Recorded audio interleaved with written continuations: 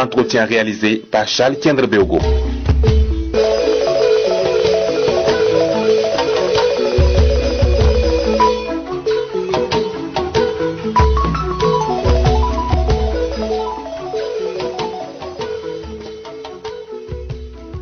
Mesdames, Messieurs, bonjour. En toute vérité, reçoit Yacouba Traoré, journaliste et écrivain, ancien DG de la RTB, secrétaire général de l'ISTIC nouvellement admis à la retraite. Bonjour Yacouba Traoré. Oui, bonjour Charles. 26 octobre 1959 correspond à votre naissance. Vous portez le nom Traoré, vous êtes du Yatenga. Ça paraît surprenant quand on entend le nom Traoré. On pense plutôt à l'ouest. Oui, je suis originaire du Yatenga. Je le dis dans un de mes livres. Ce livre-là, je le dédie au père de mon père, le sergent-chef Namisi Ouedraogo, de l'armée coloniale française. En fait, c'est son père-là qui a changé son nom au niveau de l'armée, qui est allé s'inscrire volontairement dans l'armée, à Dédougou précisément, parce qu'il y avait des problèmes de succession, n'est-ce pas, au trône, au niveau de son village d'origine. Vous savez, moi précisément, je suis de la famille du Togo Naba, voilà, le premier ministre du roi du Yatanga. Mais je connais plutôt, parce que mon père m'a né à Dédougou, c'est mon grand-père, quand il a été libéré de l'armée française, il n'est plus reparti au village. Il s'est installé à Dédougou et c'est l'un des premiers, qui fait partie des premiers Mossé, si on peut nous appeler des Mossé, parce que nous on dit que nous sommes Yatsé, à s'installer à Dédougou. C'est l'un des premiers. Et donc mon père m'a né à Dédougou. Ma mère est Sawadogo de Kaya d'origine, mais elle est née aussi à Dédougou. Et voilà, et moi aussi je suis né à Dédougou. Et c'est à l'âge de 3 ans.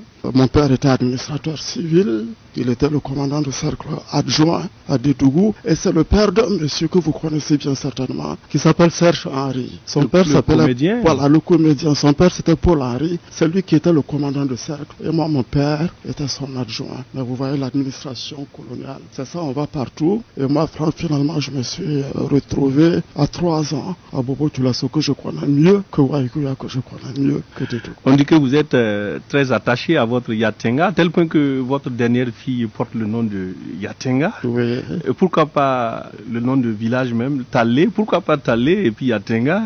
Oui, mon village c'est Kerra. C'est Kerra. Oui, c'est Kerra dans le département de Bargo. Okay. Voilà, c'est pas Talé. Nous sommes à une 20aine de kilomètres de la frontière avec le Mali, sur l'axe Ouaïgou-Djibo. Oui. Et vous savez qu'actuellement là-bas, c'est un peu compliqué. Non, Yatenga, parce que en réalité c'est une longue histoire. C'est vrai que je suis originaire du Yatenga, mais j'ai connu un jeune quand j'étais attaché de presse à l'ambassade du Burkina à Paris entre 1996 et 2001. J'ai connu un jeune qui s'appelait Adama Yatenga et qui jouait dans les films français, qui interprétait des rôles. Et j'étais fier de lui. Et il est venu me voir une fois à l'ambassade pour participer au Tour du Faso. Je ne sais pas si c'est le Tour du Faso 97 ou 98. Ma mémoire me trahit, et il voulait venir avec des appareils photo jetables pour apprendre aux jeunes du Burkinabé sur la route du Tour à faire des photos. Je me suis pris de sympathie pour ce jeune homme qui a joué quand les dieux tombent sur la tête d'Idrissa Ouedraogo, et qui a joué dans plein de films d'Idrissa Ouedraogo, et qui jouait dans un film de série B qui était diffusé sur France 2. Ouais, et un jour je demande ses nouvelles, parce que entre-temps moi je suis rentré en 2001, je demande ses nouvelles, on me dit qu'il est décédé. Ça m'a vraiment touché. Quand j'ai eu ma fille, je l'ai baptisée Zainab Yatenga, parce que non seulement il portait le nom de mes origines, il était burkinabé, et dans les films français, il représentait l'Afrique. Je me devais de lui rendre hommage. C'est une confidence que je vous fais. Les gens pensent que j'ai baptisé ma fille Yatenga simplement parce que je suis originaire du Yatenga. Non. Il y a quelqu'un qui portait ce nom avant ma fille, et puis je dis, bon, il faut poursuivre, quoi. Et quand je l'appelle, je pense à Adama Yatenga. Vous venez d'être admis à la retraite, vous avez maintenant le champ libre. Est-ce qu'on pourrait s'attendre à un retour au Yatenga natal? Non, je suis de partout. Hein. Vous savez, j'aime les origines de mon père. Quand je parle Yatenga, je pense à mon grand-père que je n'ai pas beaucoup connu. Hein. Pédalait un vélo de Dédougou à Bobo pour venir nous voir quand on était petits. Il venait à vélo. Tout le trajet. Tout le trajet à vélo. Mais je suis aussi de Bobo. Oui, c'est une autre ville, voilà, on va en parler. Voilà, oui. J'ai un attachement à Bobo et j'ai commencé à être responsable là-bas. Oui, on va parler de Bobo après. Voilà. Le Yatenga, historiquement, est marqué par la politique. Des grands noms de la trempe de Gérard Kango, Bougourawa, Bernard Lydia, Salif Diallo. Oui. Et justement, on va parler de ce dernier. Après son décès, on entend souvent le Yatenga est orphelin. Comment vous voyez la suite? Est-ce que il y a une tête qui émerge? Est-ce que le combat ne sera pas rude à la fin? Moi, à la limite, excusez-moi, je vais être vulgaire, je me fiche pas mal de ça. Vous ne parlez pas de politique? Non, moi je suis... C'est pas que je parle pas de politique. Mais c'est une zone fortement politique. Oui, je ne sais pas faire. La politique partisane ne me réussit pas. Moi, je suis venu comme journaliste révolutionnaire parce que j'étais fasciné par les leaders de la révolution. Ils étaient beaux, ils étaient déterminés. Le reste, RDA, PRA, MLN, CDP, MPP, franchement, je m'en fiche, quoi. Je m'en fiche éperdument. Et c'est là que je me découvre mon côté un peu Yadra. C'est pas de la prétention. Voilà, et non. Quand c'est la politique pour diviser là, moi je ne suis pas partisan de ça. Moi je suis un Burkinabé, j'aime mon pays, comme j'aime le répéter, j'aime mon pays et moi ça me suffit. Et puis je suis très attaché à ma profession. Je suis un journaliste sans parti pris qui cherche dans tout ce qu'il fait une certaine objectivité, même si c'est un idéal. Je vais pas me fourrer dans ces histoires, quoi. C'est pas ma tasse de thé. Vous gardez une distance? Oui, ça ne réussit pas. Je sais pas que j'ai pas essayé. J'ai essayé autant de l'OTPMT, ainsi de suite. J'ai milité surtout quand c'était le CNR. Mais même là, avec les groupuscules clandestins de gauche, moi j'ai eu une amère expérience de cette oui, très amère. Au lendemain du 15 octobre 87, je me suis dit que c'est ça qui nous a tués. Les querelles intestines, les luttes de clans, ainsi de suite, ça nous a sérieusement fragilisés. Donc aujourd'hui, ces choses-là, moi je les abhorre. Je ne les adore pas. Charles Tchendrobego. Justement, on va parler de l'autre ville qui vous tient à cœur, Bobo-Dioulasso. Pourquoi cette ville vous tient tellement à cœur? Parce que c'est le quartier de mon adolescence. C'est là-bas que j'ai commencé à taper dans le ballon. C'est là-bas que je suis parti au CP1. C'est là-bas que j'ai fait le lycée, notamment le lycée Ouezin Koulibaly. Donc c'est là-bas que se trouvent mes attaches. Mais je vais vous dire quelque chose de grave. C'est là-bas que se trouvent les tombes de mes parents, mon père et ma mère. Là où se trouvent les tombes de tes parents, là-bas c'est chez toi. Parce que ça marque, j'ai un attachement à cette ville pour cette raison essentielle. Si je dois aller m'incliner devant sur les tombes de mes parents, je suis obligé d'aller à Bobo. Donc Bobo, c'est mon cœur, quoi. Voilà. Après Bobo-Dioulasso, l'université de Ouagadougou, oui. Est-ce que vous avez milité dans les mouvements étudiantins?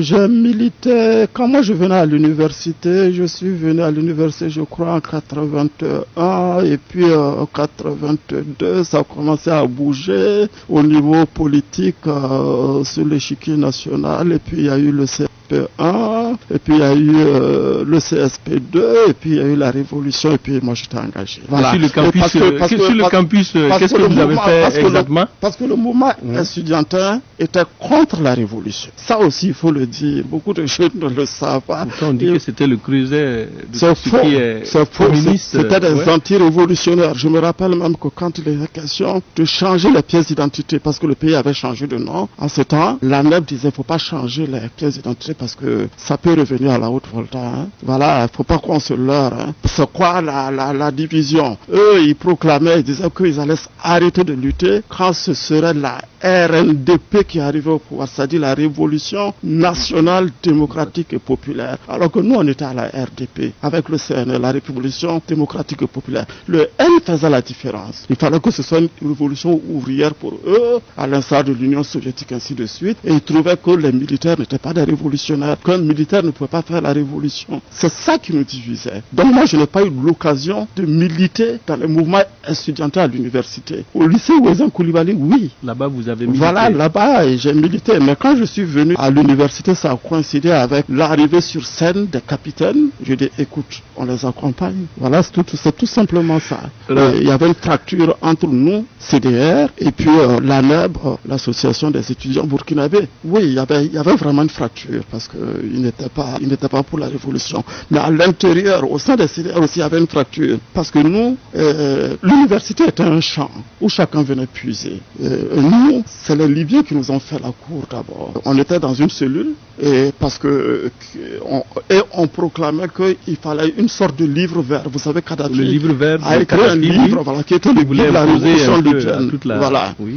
Voilà. Donc nous, on militait en faveur du livre vert. Nous étions des révolutionnaires, mais des pro-kadhafistes. Ensuite, il était question de faire des passeports pour nous pour aller en Libye. Je dis, c'est là que la séparation est arrivée. Je dis à mes camarades. Qu'est-ce que vous deviez faire en Libye une fois arrivé on doit aller voir comment se passe la révolution au niveau de la Jamaïria arabe libyenne populaire et démocratique. Voilà. Moi, j'ai de la suite dans les idées. Parce que dans mes lectures, j'ai rencontré un sujet, le drame, l'attaque de Gafsa. L'attaque de Gafsa, c'est quoi? C'est des Tunisiens qui sont partis dans les mêmes conditions, les jeunes Tunisiens qui sont partis dans les mêmes conditions en Libye et ils ont été formés et on les a retournés contre leur pays. Et ils ont attaqué en passant par une ville frontalière qui s'appelle Gafsa. J'ai pensé à ça, je dis je ne vais pas en Libye. Et le mouvement s'est éclaté et nous avons été récupérés ensuite par l'UCB, l'Union communiste burkinabé, c'est-à-dire les Ouattamou de Lamien, les Béatrice d'Amiba, ainsi de suite. Et finalement, c'est eux qui nous ont amenés au niveau de la radio, la télévision, la presse. Justement,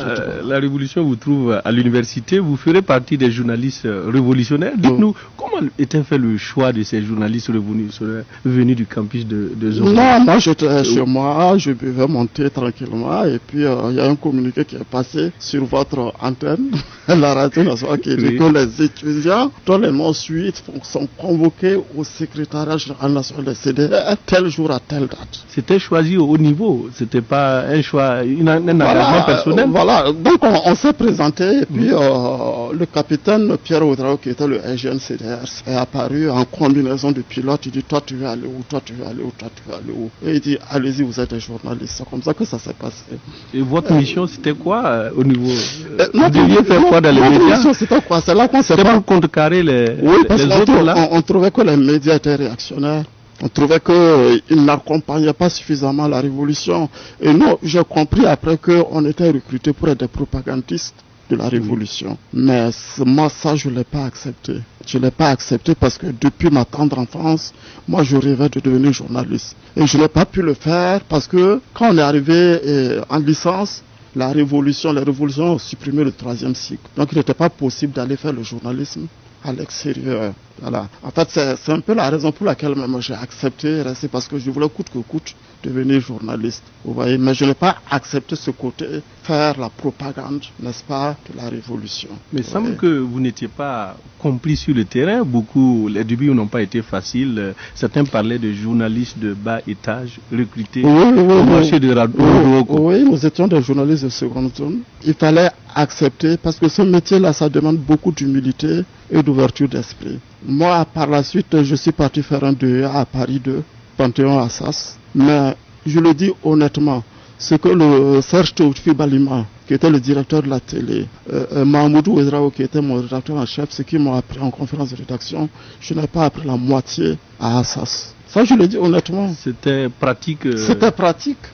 Quand tu acceptes écouter, te corriger, tu avances. Et moi, j'ai beaucoup avancé, je le pense modestement, avant d'aller à Paris pour faire des études de journalisme. La Révolution, c'était une période tumultueuse avec notamment l'incendie du journal anti-révolutionnaire, l'Observateur. Oui. Vous dites quelque part que vous regrettez ce qui s'est passé. Non, mais je dis d'abord, nous avons applaudi. Oui. Quand l'Observateur a été incendié, j'ai applaudi. Et j'ai dit, Édouard, il est qui es-tu toi pour nous défier, nous, les révolutionnaires? Vous étiez convaincu, engagé? Parce qu'à l'époque, l'Observateur avait écrit « L'âne est mort, reste l'ânier ». l'Observateur avait titré comme ça. C'est-à-dire, il y avait des rumeurs qui avaient circulé, qu'on avait fait circuler, comme quoi Rowling c'était mort et que foutu pour Sankara. Je ne sais pas si c'est ça qui a amené l'incendie. Je ne sais pas même si c'est... Je ne l'avoue pas, mais... Et qui l'a fait? Voilà, et qui l'a fait. Mais nous, à l'université, en bon CDR entre griffes, nous avons applaudi. Mais quand je suis devenu journaliste professionnel, j'ai appris qu'un pouvoir sans contre-pouvoir est tyrannique. Vous voyez? Et c'est à partir de ce moment que j'ai regretté ma satisfaction face à l'incendie de l'Observateur. Vous savez, il y a quelqu'un qui a dit, à 25 ans, si tu n'es pas révolutionnaire, c'est que tu n'as rien dans le cœur. À 50 ans, si tu l'es toujours, c'est que tu n'as rien dans la tête. Je ne sais pas si c'est vrai, mais moi j'ai changé. On dit la révolution bouffe ses enfants. Oui, la révolution dévore. À un certain moment, il faut savoir oui, ça c'est... arrêter. Non, mais la révolution, elle est ainsi faite. Vous savez, en Union soviétique, ça a bouffé ses enfants. Trotsky n'était pas un militaire, mais il a mis en place l'armée rouge, la deuxième armée la plus puissante au monde. La révolution l'a bouffé, ou du moins Staline l'a bouffé. En Chine, vous avez vu ce qui est arrivé avec la révolution culturelle. La révolution, voilà, c'est à retourner les enfants contre leur père. Au Burkina, vous avez vu ce qui s'est passé. La révolution devient une machine qui se retourne contre ses enfants. Ça, c'est historiquement prouvé. C'est dommage, mais qu'est-ce qu'on y peut? Un autre événement vous a marqué. Vous étiez envoyé comme reporter pendant que la ville de Wayugia était sous les bombes. Oui. Il y a eu à l'époque 13 morts, dont 9 enfants. Oui, c'est mon pire reportage. J'irai dans ma tombe avec ces images dans ma mémoire. Voilà. C'était mon premier véritable reportage puisque je venais d'arriver, c'était 85, décembre 85. Moi, j'apprenais le métier. Et un matin, quand je suis arrivé dans la cour de la radio-télévision, là où nous nous trouvons actuellement, mon directeur, Roger Nikioma, qui est l'actuel directeur de Salam Kolonto, m'appelle et puis il me dit écoute, je n'ai personne sur la main, on vient de bombarder Wayugia encore, est-ce que tu peux partir? Et on est parti. Voilà. J'ai vu des choses qui m'ont marqué. La première cour qu'on a visitée, il n'y avait personne à Wayugia, tout le monde avait quitté. C'était des vieillards seulement qui étaient là, devant leur cour, ceux qui ne pouvaient pas partir, quoi. Les plus valides avaient... Voilà. Et ce qui m'a marqué aussi, c'est que la seule personne debout à Wayugia, c'était quelqu'un que nous, révolutionnaires, on avait combattu. C'était le colonel Woba Maxime, qui a été ministre de la Santé de Césaire-Beau. Et on les a tous traités de réactionnaires. C'était le seul homme debout qui prenait son véhicule bâché, qui allait chercher les blessés en ville, qui les amenait à l'hôpital, qui allait chercher même les corps, qui les amenait à la morgue, ainsi de suite. Et là, moi, j'ai vu une dame qui s'est levée le matin pour faire son petit déjeuner. Quand on est rentré dans la cour, j'ai vu sa cuisse à l'entrée, j'ai vu sa tête plus loin, le reste du corps un peu. C'était des images insoutenables à l'époque. Et parmi, il y avait des enfants. Oui, ça à la mort, quand on est arrivé, le colonel Woba a ouvert la porte, il dit que vous pouvez filmer. Et j'ai remarqué que c'était des enfants, toutes des filles, qui étaient dans une même tenue. J'ai deviné qu'ils appartenaient à une même famille, puisque c'était Noël. Et certainement, ils célébraient Noël quand la bombe est tombée dans leur cour. C'est des bombes à fragmentation, ça tombe, ça creuse et puis ça rejaillit. Et ça, voilà. Et ça, j'ai pas pu supporter. Et j'ai caché la larme parce que j'ai pleuré. Voilà. Ensuite, on a recherché les parents des victimes. Nous sommes partis dans leur cour, un certain Belém. Il était il semblait courageux, mais quand je lui ai posé ma première question, il a dit je suis perdu. Et il s'est mis à pleurer. Et je n'ai pas poursuivi. Voilà. Ces images sont passées à la RTB? L'interview de M. Belém est passée. Nous n'avons pas osé passer les images des corps d'enfants. Voilà. Mais j'en parle dans mon premier livre, Gasegalo. Puis le 15 octobre arrive, vous dites vous n'avez pas fermé l'œil de toute la nuit. Non. Vous étiez où ce jour? J'étais ici. Le 15 octobre, j'étais ici, je chaussais mes crampons pour le sport de masse. On devait taper dans le ballon et puis on a entendu le premier coup de rafale. Non loin de là? Voilà, non loin de là, puisque le conseil est juste derrière. On a bien tendu l'oreille. Deuxième coup de rafale et puis on a un collègue, Célestin Zongo, qui est sorti, qui revient. Il a failli emporter la porte. Il est rentré avec fracas et dit écoutez les gars, c'est chez nos voisins. Il fallait que chacun se cherche. Puis voilà. Et vous êtes rentré chez vous? Je suis rentré chez moi, les rues étaient désertes. Pour revenir le matin, je ne savais pas ce qui se passait. C'est le matin que j'ai appris ce qui s'est passé. Et puis voilà, là tu es pris de terribles céphalées. C'est des mots qu'on ne peut pas décrire. C'était aussi la fin d'un rêve. Oui, vous savez... Parce que vous étiez engagé. Voilà, oui, vous savez, la déception vous rend malade. La déception vous rend malade. Et puis, quand tu ne peux pas lever la tête, parce qu'on avait beaucoup d'adversaires. Quand tu rencontres quelqu'un qui dit, on vous avait dit, tu ne sais pas quoi lui répondre, tu baisses la tête. Et moi, je n'aime pas baisser la tête devant quelqu'un. J'aime regarder les gens en face comme je te regarde en face actuellement. Et ça m'a rendu malade. Et je le dis, je ne priais pas. Depuis le premier cours de philo en terminale, je ne priais pas. Mais le 16 octobre 87, je suis parti acheter un tapis de prière, un chapelet, et j'ai fait Allahu Akbar.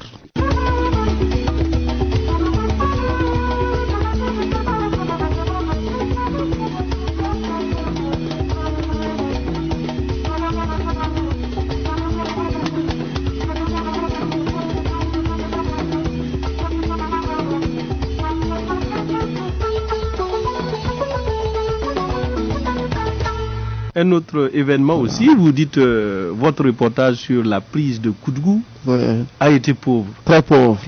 Pourquoi? Il n'y avait pas de la matière à traiter? Non, j'ai été mauvais.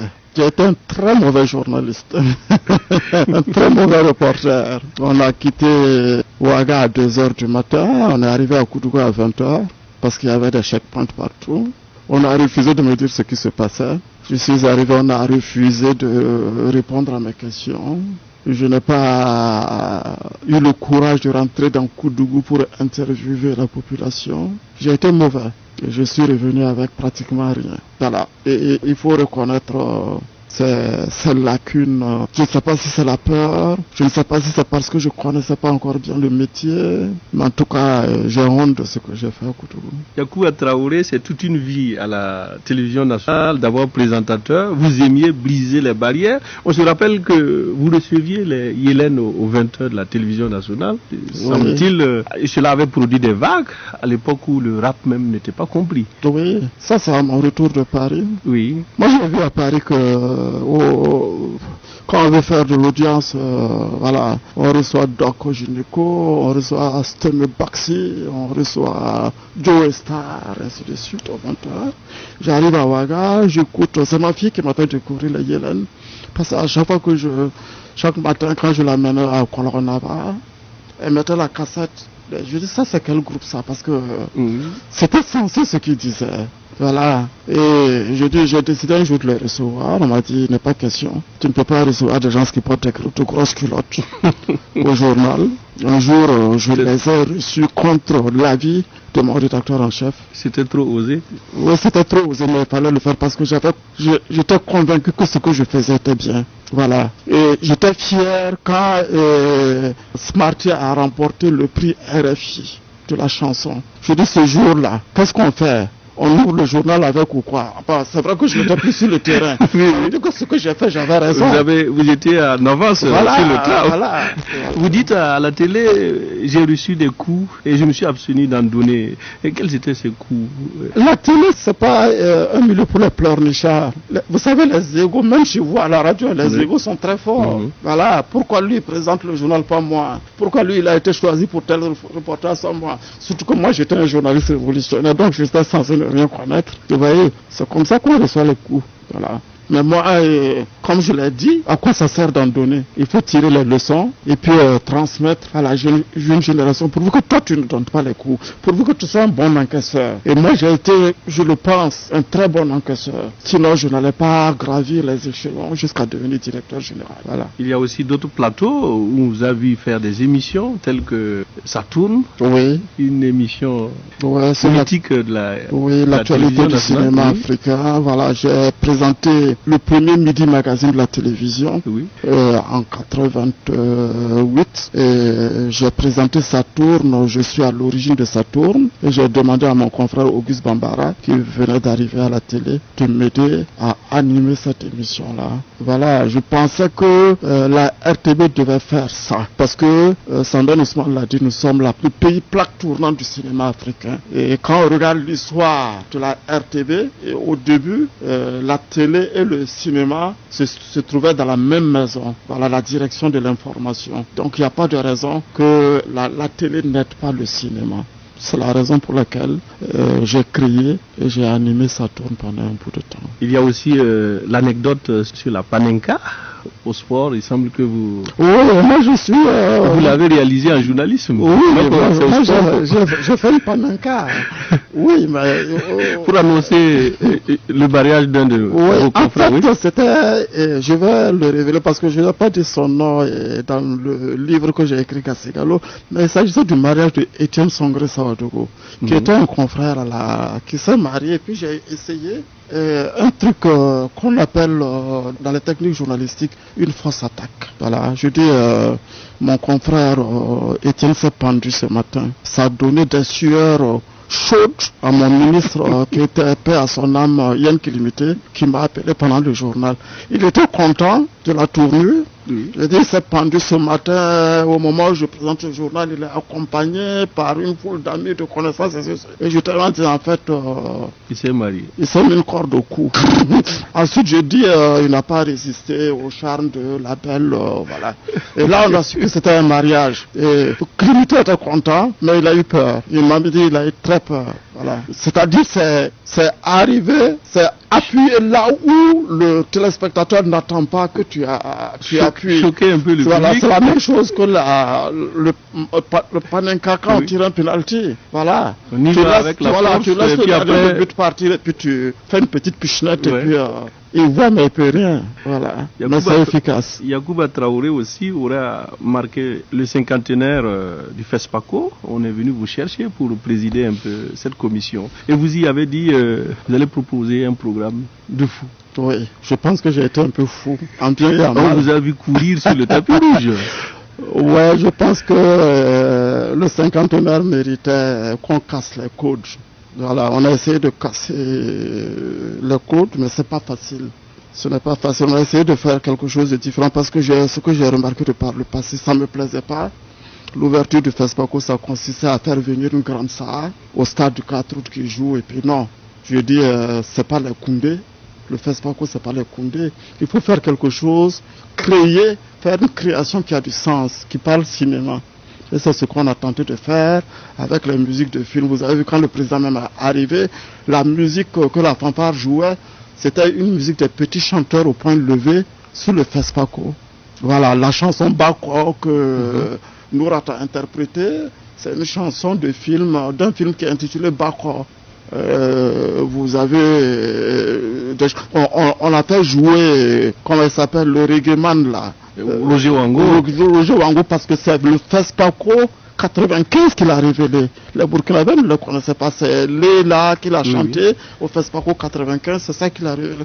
Donc on a essayé de faire quelque chose qui a du sens. Bon, voilà, ça a donné ce que ça a donné. La clôture était catastrophique. Là, on a vu un peu une longue cérémonie avec des inondations. C'était un désastre. C'était un désastre. Mais qu'est-ce qui a pu bien se passer? Bon, ça a échappé. Écoutez, c'est la faute du président du comité d'organisation. Hein. Peut-être que le président du comité d'organisation a voulu faire beaucoup trop le fou. Et puis tout est tombé à l'eau. Mais je pense que c'est de petits détails. Mais moi je ne le regrette pas. Il fallait essayer. J'ai dit, tous ceux qui remettent les prix, il faut qu'ils viennent des coulisses. Je pense que ce travail préparatoire n'a pas été fait. Oui. Voilà. Et puis la télé nationale s'est un peu mêlé les pinceaux dans la diffusion des VTR qu'on avait préparé. Parce que je voulais que cette clôture soit préparée avec de l'émotion et du suspense. Qu'on ne donne pas les prix comme ça, qui est les BTR qu'on donne les nominés, ainsi de suite. Bon, c'est nouveau, les gens donc c'est normal que bon, ils se permettent. J'ai de très bons souvenirs. Je vais vous faire une confidence. L'ouverture, je voulais 50 chevaux au rouge pour les 50 ans. Et puis que Yenega vienne sur un cheval blanc. On est venu me dire, c'était Alain Emma qui s'occupait des chevaux, il dit, on ne peut pas trouver 50 chevaux entraînés. Il faut mélanger. Je dis, je ne mélange pas. Je fais 50 chevaux. C'est 50 chevaux rouges ou rien, de même couleur. Il est parti, il est revenu, dit, j'ai la solution. Je suis parti chez les dermés. On dit qu'on peut, tu connais le henné, ce que les femmes mettent au pied, le henné. Il dit, on peut mettre du henné sur les chevaux blancs. Ils peuvent devenir rouges pendant 3 heures.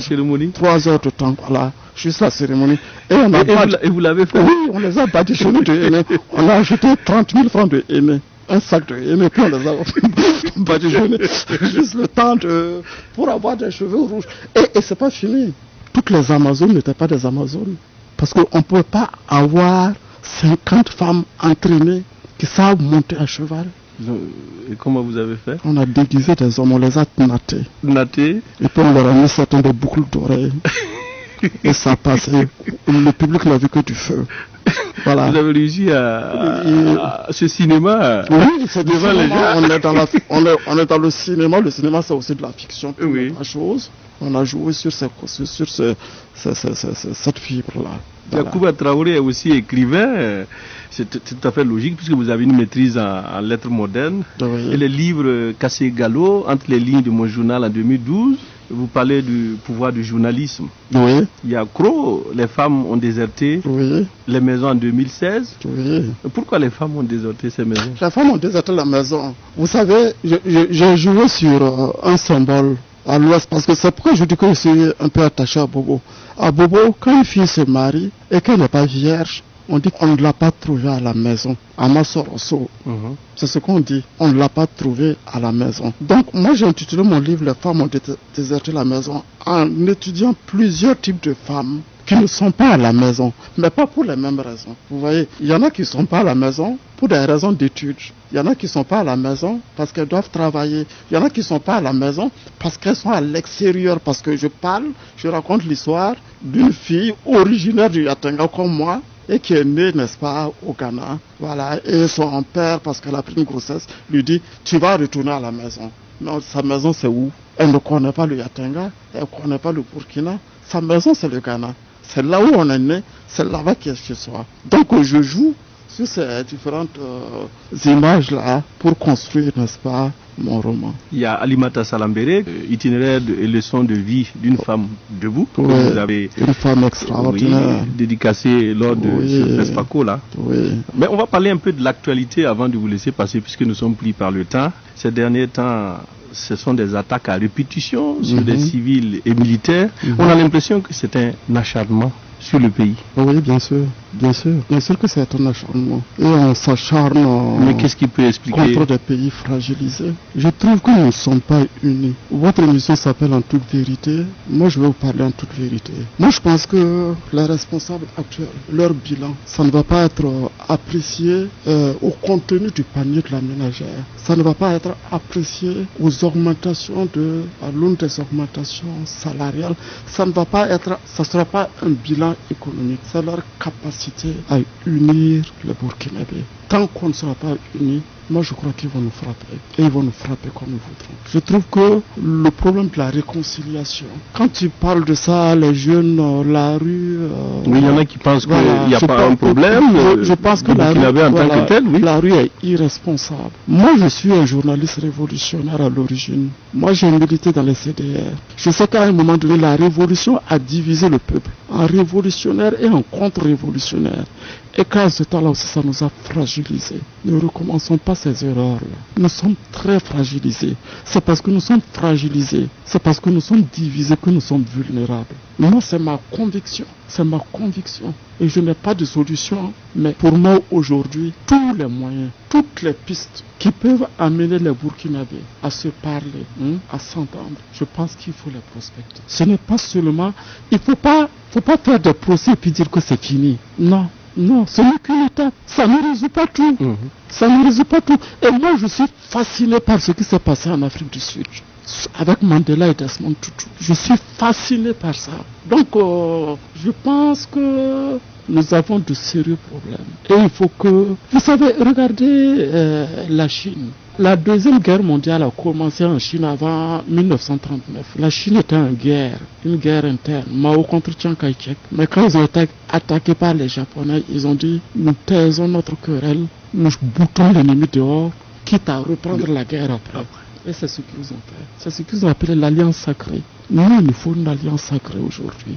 J'en suis convaincu. Le président vient de réagir et demande des volontaires pour appuyer l'armée dans les zones touchées. Sous la révolution, ces mêmes volontaires ont été mobilisés. Quelle est votre lecture? Est-ce que... J'ai pas encore écouté le message du président. Je pense que on va être honnête avec les auditeurs. De la radio cette émission est enregistrée. Moi, je viens d'une formation, j'ai pas eu l'occasion. Sous la révolution, c'était une situation différente. Parce que c'est tout un système, c'est un ensemble. C'est un ensemble. Les CDR, dès les premières heures de la révolution, ont été mises en place, n'est-ce pas, pour défendre la révolution. Et ces CDR étaient constamment en veille, vous voyez. Mais ça vient, ce qui va se faire là, ça vient de façon... Et puis on parle de volontaires.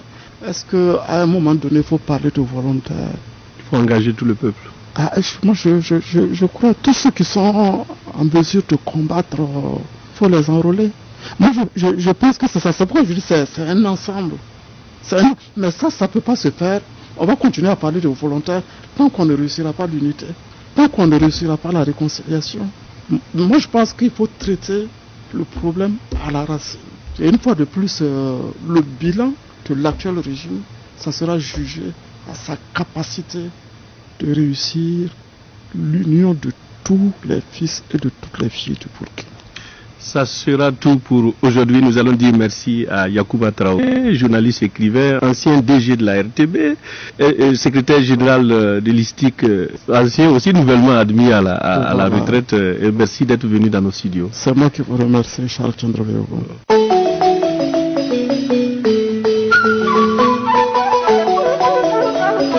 En toute vérité, un grand entretien de Radio Burkina avec un invité spécial tous les samedis et rediffusé les dimanches. Entretien réalisé par Charles Tiendra Béogo.